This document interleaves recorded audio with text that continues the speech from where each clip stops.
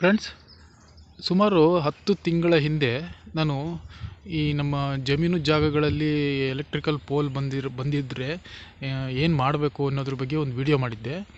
ಅದರಲ್ಲಿ ನೋಡಿರೋಂಥ ವ್ಯೂವರ್ಸು ಮತ್ತು ಸಬ್ಸ್ಕ್ರೈಬರ್ಸು ಏನು ಕೇಳಿದ್ರು ಅಂತಂದರೆ, ನಮ್ಮ ಜಮೀನಲ್ಲಿ ಈ ಥರ ಲೈನ್ ಬಂದುಬಿಟ್ಟಿದೆ, ಅದರಲ್ಲಿ ಯಾವ ಥರ ನಾವು ಅದನ್ನು ತೆಗೆಸ್ಬೇಕು ಮತ್ತು ಅದು ಏನು ಪರಿಹಾರ, ನಮಗೆ ಕೇಳ್ದೇ ನಮಗೆ ಲೈನ್ ನಮ್ಮ ಜಮೀನಲ್ಲಿ ಲೈನು ಹಾಕ್ಕೊಂಡು ಹೋಗ್ಬಿಟ್ಟಿದ್ದಾರೆ, ಅದನ್ನ ತೆಗಿಯೋಕ್ಕೆ ಆಗ್ತಾಯಿಲ್ಲ ಮತ್ತು ತುಂಬಾ ಹಣ ಖರ್ಚಾಗ್ತಿದೆ ಅಂತೇಳಿ ನಮಗೆ ಕಾಮೆಂಟಲ್ಲಿ ತಿಳಿಸಿದರು.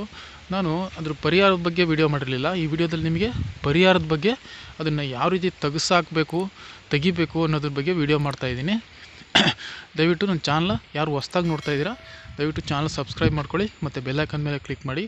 ಮತ್ತು ನೋಡಿ, ಇದು ಸಿಟಿಯಲ್ಲಿರೋರಿಗೂ ಮತ್ತು ಹಳ್ಳಿಯಲ್ಲಿರೋರಿಗೂ ಎಲ್ಲರಿಗೂ ಅಂದರೆ ಬೇರೆ ಬೇರೆ ಯಾವ್ಯಾವ ರೀತಿ ಅದನ್ನು ಲೈನ್ ತೆಗೆಸ್ಬೇಕು ಅಂತೇಳಿ ನಾನು ಸಪ್ರೇಟಾಗಿ ಹೇಳ್ತೀನಿ, ಓಕೆನಾ. ಹಳ್ಳಿಯಲ್ಲಿರೋರಿಗೆ ಮತ್ತು ಸಿಟಿಯಲ್ಲಿರೋರಿಗೆ ಯಾವ ಥರ ಯಾವ ರೂಪದಲ್ಲಿ ತೆಗೆಸ್ಬೇಕು ಅಂತೇಳಿ ನಾನು ಕ್ಲಿಯರಾಗಿ ನಿಮಗೆ ತಿಳಿಸ್ಕೊಡ್ತೀನಿ. ದಯವಿಟ್ಟು ನನ್ನ ಚಾನಲ್ ಸಬ್ಸ್ಕ್ರೈಬ್ ಮಾಡ್ಕೊಳ್ಳಿ ಮತ್ತು ಈ ವಿಡಿಯೋ ಇಷ್ಟ ಆದರೆ ಒಂದು ಲೈಕ್ ಮಾಡಿ ಫ್ರೆಂಡ್ಸ್. ಬನ್ನಿ ವಿಡಿಯೋ ಸ್ಟಾರ್ಟ್ ಮಾಡೋಣ. ಫ್ರೆಂಡ್ಸ್, ಮೊದಲನೇದಾಗಿ ನಾನು ಹಳ್ಳಿಯಲ್ಲಿ ಇರೋವಂಥ ಲೈನ್ಗಳಿಗೆ ನಾನು ಫಸ್ಟು ಕ್ಲಿಯರಿಟಿ ಕೊಡ್ತೀನಿ. ನೋಡಿ, ಈಗ ನಾವು ಸಪ್ರೇಟಾಗಿ ನಾವೇ ಲೈನ್ ತೆಗೆಸ್ಬೇಕು ಅಂತಂದರೆ, ನೋಡಿ ಈ ಕಂಬನೆಲ್ಲ ಬೇರೆ ಕಡೆ ತೆಗೆಸ್ಬೇಕು. ನೋಡಿ, ಇಲ್ಲಿ ಅಡಿಕೆ ಸಸಿಗಳೆಲ್ಲ ಬೆಳೀತಾ ಟಚ್ ಆಗುತ್ತೆ ಅನ್ನೋ ಪೊಸಿಷನಲ್ಲಿ ನಾವೇನು ಮಾಡ್ತೀವಿ ಅಂತಂದರೆ, ಈ ಲೈನ್ ತೆಗಿಬೇಕು ಅಂತ ಹೇಳಿದ್ರೆ ಸುಮಾರು ಒಂದು 40-50ರಿಂದ 1 ಲಕ್ಷದವರೆಗೂ ಖರ್ಚು ಬರುತ್ತೆ. ಬಟ್ ಇದನ್ನು ನೋಡಿ, ನಾವು ಟೈಮ್ ಕಾಯೋದ್ರಿಂದ ನೋಡಿ, ಈ ಜಮೀನಲ್ಲಿ ನೋಡಿ ಇಲ್ಲೊಂದು ಲೈನ್ ಹೋಗಿದೆ ನೋಡಿ. ಅಂದರೆ ಇಲ್ಲಿ ರೀಸೆಂಟಾಗಿ ಒಂದು ಬೋರ್ ಕೊರೆಸಿದ್ದಾರೆ. ಆ ಬೋರಲ್ಲಿ ಈಗ ನೀರು ಬಿದ್ದಿದೆ, ರನ್ನಿಂಗ್ ಆಗಿದೆ. ಈಗ ಅಂದರೆ ನೀವು ಇದೇ ಥರ ಅಂತ ಹೇಳ್ತಾ ಇಲ್ಲ ನಾನು. ನೋಡಿ, ಈ ಲೈನಿಗೆ ಇವ್ರೇನು ಮಾಡ್ತಾರೆ ಅಂದರೆ, ಈ ಪಕ್ಕದ ತೋಟದವ್ರು ಏನು ಮಾಡ್ತಾರೆ ಅಂದರೆ, ಒಂದು ಸಪ್ರೇಟಾಗಿ ಇವರು ಸರ್ವಿಸ್ ತೊಗೋತಾರೆ. ಅಂದರೆ ಇವ್ರ ಮೋಟ್ರಿಗೆ ಸರ್ವಿಸ್ ತೊಗೊತಾರೆ. ಆವಾಗ ಏನು ಮಾಡ್ತಾರೆ ಅಂತಂದರೆ, ನೋಡಿ ಇಲ್ಲೇನು ಸರ್ವಿಸ್ ಮೇನ್ಸ್ ಹೋಗಿದೆ, ಈಗ ಸಪ್ರೇಟ್ ಅಂದರೆ ಈಗ ಟೆಂಪ್ರವರಿ ಹಾಕ್ಕೊಂಡಿರೋದು, ಅಂದರೆ ಈ ಲೈನ್ ನಾನೇ ಹಾಕ್ಕೊಟ್ಟಿದ್ದೀನಿ. ಈ ಲೈನು ಹಾಕ್ಕೊಂಡಿದ್ದಾರಲ್ಲ, ಇಲ್ಲಿ ಏನು ಮಾಡ್ತಾರೆ ಅಂತಂದರೆ, ನೋಡಿ ಅಲ್ಲಿ ಕಾಣಿಸ್ತಿದೆಯಲ್ಲ, ಆ ಸುಮಾರಕ್ಕೆ ಒಂದು ಕಂಬ ಹಾಕ್ತಾರೆ. ಈ ಕಂಬ ಅಂದರೆ ಅವರು ಲೈನ್ ಹಾಕೋಕ್ಕೆ ಬಂದಿದ್ದಾರೆ ಅಂತಂದರೆ, ಅವರು ಏನು ಮಾಡ್ತಾರಪ್ಪ ಅಂದರೆ, ಒಂದು ಕಂಬ ಮ್ಯಾಕ್ಸಿಮಮ್ ಒಂದು ಕಂಬ ನೆಡ್ತಾರೆ, ಓಕೆನಾ. ಆವಾಗ ಏನು ಮಾಡಬೇಕು ಅಂತಂದರೆ, ನೋಡಿ ಅಂಥ ಟೈಮ್ನ ನಾವು ಕಾಯಬೇಕಾಗುತ್ತೆ. ಅಂದರೆ ಈಗ ಅಂದರೆ ನಾವು ಇಲ್ಲೇನೋ ಲೈನ್ ಸಿಕ್ಬಿಟ್ಟಿದೆ ನಮಗೆ, ಅಂದರೆ ಒಂದು ಬೋರ್ ಕೊರೆಸಿದ್ದಾರೆ, ಈಗ ಅವರು ಕಂಬ ನೆಡೋಕ್ಕೆ ಬಂದೇ ಬರ್ತಾರೆ.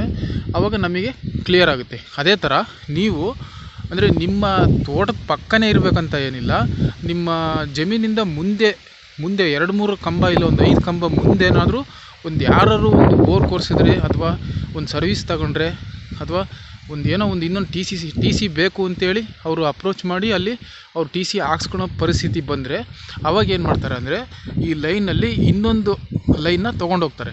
ಆ ಲೈನ್ ತೊಗೊಂಡೋಗ್ಬೇಕಾದ್ರೆ ಏನು ಮಾಡ್ತಾರೆ ಅಂದರೆ, ಈ ಲೈನ್ ಬಿಚ್ತಾರೆ. ಆ ಬಿಚ್ಚೋವಾಗ ನೀವು ಅವಾಗ ಏನು ಮಾಡ್ಬೇಕಂತಂದರೆ, ನೋಡಿ ನಮಗೆ ಇಲ್ಲಿ ಈ ಥರ ತೋಟದಲ್ಲಿ ನಮಗೆ ಈ ಥರ ನಮ್ಮ ಜಮೀನಲ್ಲಿ ನಮಗೆ ತೊಂದರೆ ಆಗ್ತಿದೆ, ಹೆಂಗೂ ಲೈನ್ ಬಿಚ್ಚಿದಿರಲ್ವ, ನಮಗೆ ಸ್ವಲ್ಪ ಸೈಡಿಗೆ ಹಾಕ್ಕೊಟ್ಬಿಡಿ.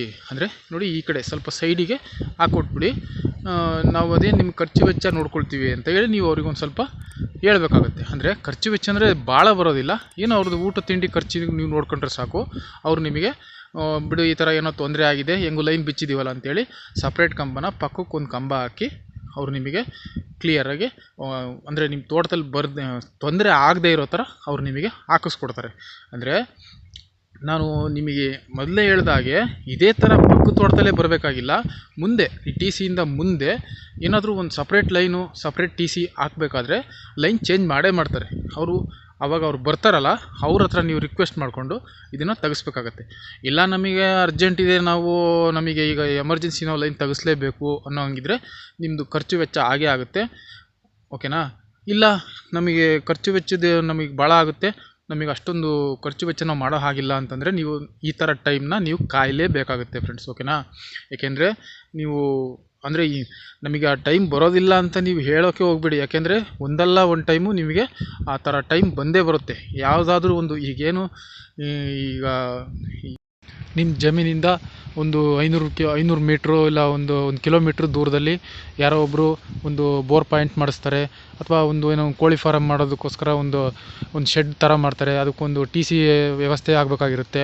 ಅವ್ರು ಏನು ಮಾಡ್ತಾರೆ ಅಂತಂದರೆ ನಮಗೊಂದು ಟಿ ಸಿ ಹಾಕ್ಕೊಡಿ ಅಂತ ಬರ್ತಾರೆ.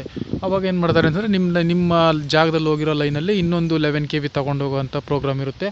ಆವಾಗ ಅವರು ಇನ್ನೊಂದು ಲೈನನ್ನು ತೊಗೊಂಡೋಗೋಕ್ಕೆ, ಅಥವಾ ಇರೋ ಲೈನಲ್ಲೇ ಪಕ್ಕದಲ್ಲಿ ಕೆಳಗೊಂದು LT ಲೈನ್ ತೊಗೊಂಡೋಗ್ಬೇಕು ಅಂತೇಳಿ ಏನೋ ಒಂದು ಇದರಿಂದ ಅದನ್ನು ನೀವು ಲೈನ್ ಬಿಚ್ಚಿದಾಗ ಆವಾಗ ನಿಮಗೆ ಅಂಥ ಒಂದು ಟೈಮ್ನ ಕಾದಿದ್ದು ನೀವು ನಿಮ್ಮ ಕೆಲಸನ ಮಾಡಿಕೊಂಡ್ರೆ ತುಂಬಾ ನಿಮಗೆ ಈಸಿ ಆಗುತ್ತೆ ಮತ್ತು ದುಡ್ಡು ಉಳಿತಾಯ ಆಗುತ್ತೆ. ಸರಿನಾ? ಮತ್ತು ಫ್ರೆಂಡ್ಸ್ ನೋಡಿ, ನೀವು ಅವರು ನಿಮ್ಮ ಜಮೀನಲ್ಲಿ ನಾವು ಲೈನ್ ತೊಗೊಂಡು ಹೋಗ್ತೀವಿ ಅಂತ ಹೇಳಿದ್ರೆ ನೀವು ಅವರಿಗೆ ತೊಗೊಂಡು ಹೋಗಲೇಬೇಡಿ ಅಂತ ಹೇಳೋಕ್ಕೆ ಹೋಗಬೇಡಿ. ಯಾಕೆಂದರೆ ಕರೆಂಟ್ ಎಲ್ಲರಿಗೂ ಬೇಕಾಗಿರುತ್ತೆ ಫ್ರೆಂಡ್ಸ್, ಯಾರಿಗೂ ಬೇಡವಾಗಿ ಅಂತೂ ಇರೋದಿಲ್ಲ. ಯಾಕೆಂದರೆ ನಮಗೆ ಆಗಲಿ ನಿಮಗೆ ಆಗಲಿ ಒಂದಲ್ಲ ಒಂದು ದಿವಸ ನಮಗೂ ಕರೆಂಟ್ ಬೇಕಾಗುತ್ತೆ. ಆವಾಗ ಸುಮ್ಮನೆ ಬೇರೆಯವರಿಗೆ ತೊಂದರೆ ಕೊಡೋದಕ್ಕಿಂತ ಲೈನ್ ತೊಗೊಂಡು ಹೋಗ್ರಿ, ಆದರೆ ನಮಗೇನು ತೊಂದರೆ ಆಗದೆ ಇರೋ ಥರ ತೊಗೊಂಡೋಗ್ರಿ. ಅಂದರೆ ಈಗ ಬಂದಿದ್ದಾವೆ ನೋಡಿ HT ಲೈನ್ ಅಂತ ನೋಡಿ, 11 kVಗೆ ಹಾಕೋದು. ಇಲ್ಲಿ ಮೇಲೆ ಕಾಣಿಸ್ತಿದೆಯಲ್ಲ ಅದು. ಮತ್ತು LT ಲೈನ್ ಅಂದರೆ ಕೆಳಗೆ 3 ಫೇಸ್ ವೈರ್ನ ಕಲೆಕ್ಷನ್ ತಗೊಂಡು ಹೋಗ್ತಾರಲ್ಲ ಅದು LT ಲೈನು ಮತ್ತು HT ಲೈನು. ಈ ಲೈನಲ್ಲಿ ತೊಗೊಂಡೋಗ್ರಿ ಅಂತ ಹೇಳಿ ಅವ್ರಿಗೆ ಹೇಳಿದ್ರೆ ಅವಾಗ ಯಾರಿಗೂ ಏನು ತೊಂದರೆ ಆಗೋದಿಲ್ಲ ಫ್ರೆಂಡ್ಸ್. ಓಕೆನಾ? ಇನ್ನು ಸಿಟಿ ಕಡೆ ಬರೋದಾದರೆ ನೋಡಿ, ನಿಮ್ಮದೇನೋ ಒಂದು ಸ್ವಲ್ಪ ಸೈಟ್ ಇರುತ್ತೆ, ಸ್ವಲ್ಪ ಜಾಗ ಇರುತ್ತೆ, ಅದರಲ್ಲಿ ಲೈನ್ ತೊಗೊಂಡು ಹೋಗ್ಬಿಟ್ಟಿರ್ತಾರೆ. ಅಂದರೆ ಅವರು ಮುಂಚೆ ನಿಮ್ಮ ಫ್ಯಾಮಿಲಿಯಲ್ಲಿ ಕೇಳಿರ್ತಾರೆ, ನಿಮ್ಮ ಪೂರ್ವಜರನ್ನು ಕೇಳಿರ್ತಾರೆ. ಅವರು ಇರಲಿ ಹಾಕ್ಕೊಂಡು ಹೋಗ್ರಿ ಅಂತ ಹೇಳ್ಬಿಟ್ಟಿರ್ತಾರೆ. ಆದರೆ ನಿಮಗೆ ಗೊತ್ತಿರೋದಿಲ್ಲ ಅದು. ಅವ್ರು ಕೇಳಿದ್ರೆ ನಾವು ಅವಾಗ ಕೇಳಿದ್ವಿ, ನಿಮ್ಮ ತಂದೆಯವ್ರಿಗೆ ಕೇಳಿದ್ವಿ, ನಿಮ್ಮ ತಾತ ಅವ್ರಿಗೆ ಕೇಳಿದ್ವಿ, ಅವರು ಹಾಕ್ಕೊಂಡು ಹೋಗ್ರಿ ಅಂತ ಹೇಳಿದರು, ನಾವು ಹಾಕಿದ್ದೀವಿ ಅಂತ ಹೇಳಿ ಈ ಥರ ಜಾರ್ಕೊಂಡ್ಬಿಡ್ತಾರೆ. ಆವಾಗ ನೀವು ಸಪ್ರೇಟಾಗಿ ತೆಗೆಸ್ಬೇಕು ಅಂತಂದರೆ ಅದಕ್ಕೆ ಸುಮ್ಮನೆ ವೆಚ್ಚ ಖರ್ಚಾಗ್ತಾನೆ ಇರುತ್ತೆ. ಅದಕ್ಕೆ ನೀವೇನು ಮಾಡಬೇಕು ಅಂತಂದರೆ ಸೇಮ್ ಇದೇ ಥರ ನೀವು ಆ ಟೈಮ್ನ ಕಾಯಲೇಬೇಕಾಗುತ್ತೆ ಫ್ರೆಂಡ್ಸ್. ಯಾಕೆಂದರೆ ಈಗ ನೋಡಿ, ಮುಂದೆ ಒಂದು ನಿಮ್ಮ ಸೈಟಿಂದ ಮುಂದೆಗಡೆ ಯಾರೋ ಒಬ್ಬರು ಮನೆ ಕಟ್ಟಿಸ್ತಿದ್ದಾರೆ, ಅವರಿಗೆ ಮನೆಗೆ ಲೈನ್ ಟಚ್ ಆಗ್ತಿದೆ ಅಂತಂದು ಪೊಸಿಷನ್ ಇದ್ದರೆ ಅವ್ರೇನು ಮಾಡ್ತಾರೆ ಅಂತಂದರೆ ಪಕ್ಕಕ್ಕೆ ತೆಗ್ಸಾಕೋದಕ್ಕೆ ಎಸ್ಟಿಮೇಟ್ ಹಾಕ್ಕೊಂಡಿರ್ತಾರೆ. ಅಥವಾ ಇನ್ನೊಂದು ಹೊಸ ಬಡಾವಣೆ ಬೆಳೆದಿದೆ, ಅಲ್ಲಿ ಹೊಸ್ದಾಗಿ ಒಂದು ಏರಿಯಾ ಬೆಳೆದಿದೆ, ಅಲ್ಲಿಗೊಂದು TC ಹಾಕಬೇಕು ಅಂತೇಳಿ ಅವರೇ ಬರೋ ಥರ ಇರ್ತಾರೆ. ಆವಾಗ ನೀವು ಆ ಟೈಮ್ನ ಕಾದಿದ್ದು ಅವರು TC ಅಥವಾ ಲೈನ್ ತೆಗೆಸೋವಂಥ ಸಮಯದಲ್ಲಿ ನೀವು ಅಲ್ಲಿದ್ದು ಅವರಿಗೆ ಸ್ವಲ್ಪ ಹೇಳ್ಕೊಂಡು ಅವರಿಗೆ ಈ ಥರ ನೋಡಿ, ನಮಗೆ ಈ ಥರ ಸೈಟಲ್ಲಿ ಈ ಥರ ಅಡ್ಡ ಬಂದಿದೆ, ಇದನ್ನು ನೀವು ತೆರವು ಮಾಡಿಕೊಡಿ. ಅದೇನು ಸ್ವಲ್ಪ ನಿಮ್ಮ ಕೈಲಾದಷ್ಟು ನಿಮಗೆ ಖರ್ಚು ವೆಚ್ಚ ನೋಡ್ಕೋತೀವಿ, ದಯವಿಟ್ಟು ಇದೊಂದು ಮಾಡಿಸ್ಕೊಡಿ ಅಂಥೇಳಿ ನೀವು ಅವರಿಗೆ ರಿಕ್ವೆಸ್ಟ್ ಮಾಡ್ಕೋಬೇಕು. ಅಂದರೆ ನೀವು ದಬಾಯಿಸಬಾರ್ದು, ಅವರಿಗೆ ರಿಕ್ವೆಸ್ಟ್ ಮಾಡ್ಕೋಬೇಕು. ಓಕೆನಾ? ಆ ಥರ ಮಾಡ್ಕೊಂಡಿದ್ದೇ ಆದಲ್ಲಿ ನೀವು ನಿಮ್ಮ ಜಮೀನು ಅಥವಾ ಜಾಗದಲ್ಲಿ ಇರೋವಂಥ ಕಂಬಗಳನ್ನು ಆರಾಮಾಗಿ ನೀವು ಶಿಫ್ಟ್ ಮಾಡಿಸ್ಬೋದು. ಓಕೆನಾ? ಇನ್ನು ನಾನು ಮೊದಲನೇ ಹೇಳ್ದಾಗೆ ನಿಮ್ಮ ಹಳ್ಳಿ ಕಡೆ ಜಮೀನುಗಳಲ್ಲಿ ಜಾಗಗಳಲ್ಲಿ ಲೈನು ಹಾಕಲೇಬೇಡಿ ಅಂತ ಯಾರಿಗೂ ಹೇಳೋಕ್ಕೆ ಹೋಗಬೇಡಿ. ಏಕೆಂದರೆ ಕರೆಂಟು ಎಲ್ಲರಿಗೂ ಬೇಕು. ಓಕೆನಾ? ಇವಾಗೇನೋ ನಾವು ನಮ್ಮ ಜಮೀನಲ್ಲಿರೋವಂಥ ಕಂಬನ ತೊಗೊಂಡೋಗ್ರಿ, ಕಿತ್ಕೊಂಡೋಗ್ರಿ ಅಂತೇಳಿ ಜಗಳ ಆಡ್ಬೋದು, ಅವ್ರ ಮೇಲೆ ಕೈ ಮಾಡ್ಬೋದು. ಆದರೆ ಮುಂದೆ ಒಂದಿನ ಹೀಗಿದ್ದವರು ಹೀಗೆ ಇರೋದಿಲ್ಲ ಫ್ರೆಂಡ್ಸ್. ಮುಂದೆ ಒಂದಿನ ನಾವು ನಮ್ಮದೇನೋ ಕೆಲಸಕ್ಕೊಂದು ಸಪ್ರೇಟಾಗಿ ಒಂದು TC ಹಾಕ್ಕೋಬೇಕು, ನಾವೇ ಸಪ್ರೇಟಾಗಿ ಒಂದು ಸರ್ವಿಸ್ ಮೀನ್ಸ್ ತೊಗೋಬೇಕು ಅನ್ನೋ ಪರಿಸ್ಥಿತಿ ಬರ್ಬೋದು. ಆಗ ನೋಡಿ ಅವ್ರೇನು ಹೇಳ್ತಾರೆ ಅಂತಂದರೆ, ನೋಡಿ ಅವತ್ತು ಇವನು ಅಷ್ಟೆಲ್ಲ ಕೂಗಾಡ್ದ, ಇವಾಗ ಇವನಿಗೆ ಕರೆಂಟ್ ಬೇಕಾಗಿರುತ್ತೆ, ಒಂದು ಸ್ವಲ್ಪ ಜಾಗ ಕೊಡಲಿಲ್ಲ, ಆ ಥರ ಎಗರಾಡ್ದ, ಈಗ ಇವನೇ ಬಂದಿದ್ದಾನೆ ಅಂತ ಈ ಥರ ಎಲ್ಲ ಮಾತು ಬರೋದಕ್ಕಿಂತ ಮುಂಚೆ ನಾವೇ ಎಲ್ಲರಿಗೂ ಒಳ್ಳೆಯದಾಗೋ ರೀತಿಯಲ್ಲಿ ನಾವು ನಡ್ಕೊಂಡು ಹೋದರೆ ಎಲ್ಲರಿಗೂ ಚೆನ್ನಾಗಿರುತ್ತೆ ಫ್ರೆಂಡ್ಸ್. ಅದಕ್ಕೋಸ್ಕರ ದಯವಿಟ್ಟು ಯಾರಿಗೂ ಲೈನ್ ತೊಗೊಂಡೋಗೋಕ್ಕೆ ಅಬ್ಜೆಕ್ಷನ್ ಮಾಡಬೇಡಿ, ಪರ್ಯಾಯ ಮಾರ್ಗವಾಗಿ ತೊಗೊಂಡೋಗಿ. ಓಕೆನಾ? ಇನ್ನು ನೀವು ನೋಡ್ತಾ ಇರೋದು ಎಲೆಕ್ಟ್ರಿಷಿಯನ್ ಕಲಿಕೆ ಚಾನಲ್ ಇದು. ದಯವಿಟ್ಟು ನಿಮ್ಮ ಫ್ಯಾಮಿಲಿ ರಿಲೇಷನಲ್ಲಿ ಯಾರಾದರೂ ಎಲೆಕ್ಟ್ರಿಕಲ್ ಬಗ್ಗೆ ಎಲೆಕ್ಟ್ರಾನಿಕ್ಸ್ ಬಗ್ಗೆ ತಿಳ್ಕೋಬೇಕು, ಕಲಿಬೇಕು ಅನ್ನೋರಿದ್ದರೆ ದಯವಿಟ್ಟು ನನ್ನ ಚಾನಲ್ನ ಶೇರ್ ಮಾಡಿ ಅವರಿಗೆ. ಮತ್ತು ಎಲೆಕ್ಟ್ರಿಷಿಯನ್ ಕಲಿಬೇಕು ಅಂತಿರೋರು ನನ್ನ ಚಾನಲ್ನ ಸಬ್ಸ್ಕ್ರೈಬ್ ಮಾಡ್ಕೊಳ್ಳಿ ಫ್ರೆಂಡ್ಸ್. ಮತ್ತು ಬೆಲ್ ಐಕಾನ್ ಮೇಲೆ ಕ್ಲಿಕ್ ಮಾಡಿ, ಮತ್ತು ನನ್ನ ಚಾನಲ್ನ ವಿಸಿಟ್ ಮಾಡಿ ಫ್ರೆಂಡ್ಸ್. ಅಲ್ಲಿ ನಿಮಗೆ ಎಲೆಕ್ಟ್ರಿಷಿಯನ್ ಕಲಿಕೆ ಬಗ್ಗೆ ತುಂಬ ವಿಡಿಯೋಗಳು ಸಿಗ್ತವೆ.